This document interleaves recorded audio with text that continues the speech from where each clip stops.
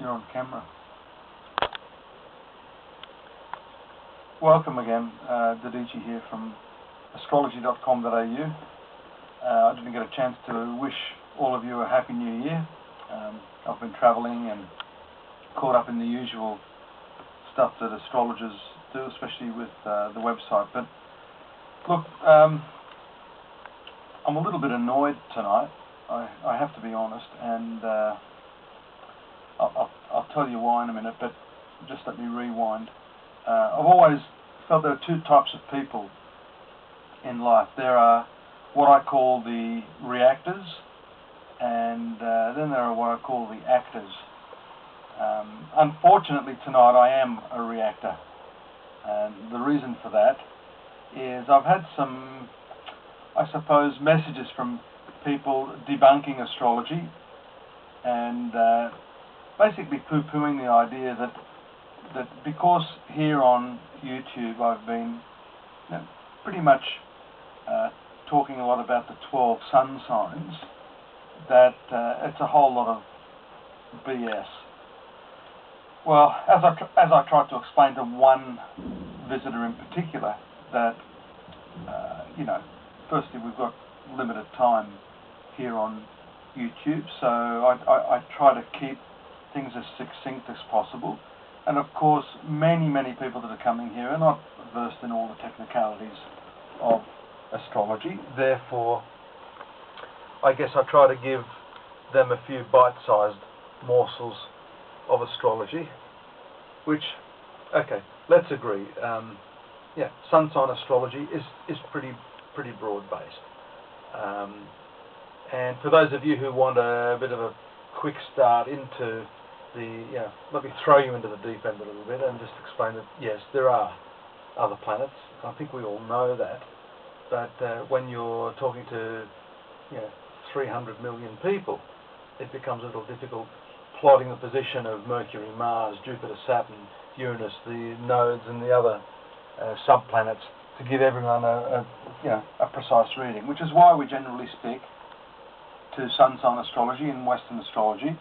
And if you're doing Eastern astrology, Vedic astrology, that system is based primarily on the lunar sign.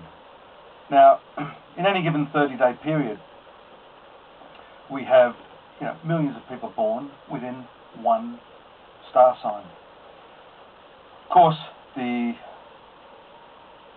planets as they move will be creating what we call an aspect to the position of the sun. Now, a person born, let's take for example, on the 24th of October, the very early part of Scorpio, according to Western astrology, may have the position of Saturn at this particular point in the year directly opposite. That would be a very challenging situation for that person. Heavy responsibilities, problems with authorities, maybe the government, problems with the father figure or the employer.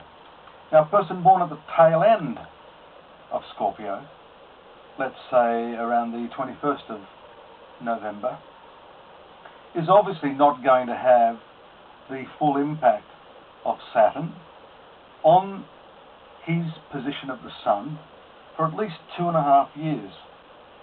Now, as an astrologer writing for magazines or newspapers, or for example here on YouTube, we can't easily establish which of you listening to this are born on the 24th of October for Scorpio or the 22nd of November. So generally we would say, if Saturn is in this position, yes, we do generalize and say, for Scorpios generally this 2.5 year period could usher in a cycle of considerable responsibility, perhaps lowered vitality, troubles with taxes and all that sort of thing. So yes, that's generalized. If we knew the specific birth date, we would say, or I would say, that people born between the 24th and say around the 30th of October right now would be feeling these effects probably 80 to 100%. People born at the end of Scorpio would naturally not be feeling these effects maybe for a year or two. So that's the first point. Now that's the outer planets, Saturn Uranus, Neptune, Pluto, these planets move reasonably, well, very, very slowly. Some of the inner planets move reasonably fast. So we could say, in terms of communication, which is ruled by Mercury, that within a 30-day period, Mercury will move through pretty much every degree of the sign of Scorpio, and we could safely say that within this period, within give or take a few days, the influences of Mercury would be felt by most Scorpios. So I'm trying to defend the position of astrology by letting any of you out there know, especially if you're skeptics, that yes, we're fully aware that there are other planets. In fact, we also realize the sun is not a planet, but there are other bodies which impact upon our birth, our destiny, the events of our lives. The sun is regarded as that point which relates to our general personalities, our willpower, our as the Hindus say, the Atma, or the soul force of the person. Mercury has to do with our communication, the way we process our ideas and generate those ideas and communicate those ideas to the world around us. Venus has to do with our social appetites, has to do with our love lives, to some extent sexuality. Some Western astrologers might disagree with that. However, the planet Venus in Eastern astrology has been given jurisdiction over the semen, the actual fluids of sexuality. That is the reason I say that. Mars is the drive, the impulse, the warring nature, the primal instinct within us. Jupiter is our power to expand. It's the philosophical principle of astrology. It's that philosophical aspect of our lives, that which drives us to understand ourselves and to explore new horizons. Saturn is our tester. Saturn is the karmic planet which obstructs. It teaches us through hardship, but by the same token has been said to bless us if we're able to use its power through concentration, through dealing with our hardships in a confident and positive manner. Uranus is a force of great change, revolution, that which breaks down the existing conditions, the conservative and traditional approach we have to life. It's very sudden and unexpected in its nature. Neptune is the planet of spirituality. It actually indicates the mystic side of our nature, the selfless side of our nature.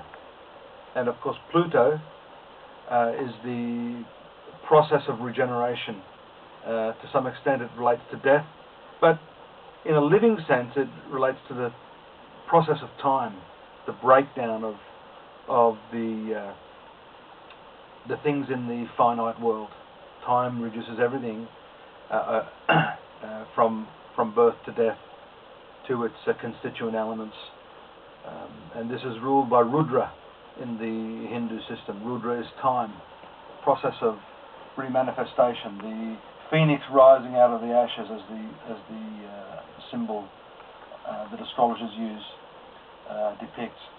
So I just wanted to give you a bit of a broad-based view. Again, we can only be reasonably broad here in our expression, mainly because I know a lot of you don't have a great deal of technical knowledge on astrology, and the worst thing that you could do, and I learned this many years ago when I first started practicing astrology, is to talk too highbrow, too mumbo-jumbo. It just loses people, and it doesn't give you an opportunity, especially if you're a newcomer to this, to just develop a taste for it, and then yes, slowly over time, and I appreciate your feedback, I can gauge just how deep we can go, how intricate we can go, and of course if that's what you want, we can do it in stages without alienating a lot of our other visitors here. It's been great talking to you again. Look forward to being on here a little bit more regularly this year, and hope the year's gotten off to a good start for all of you. Take care. Nice seeing you all again. Bye for now.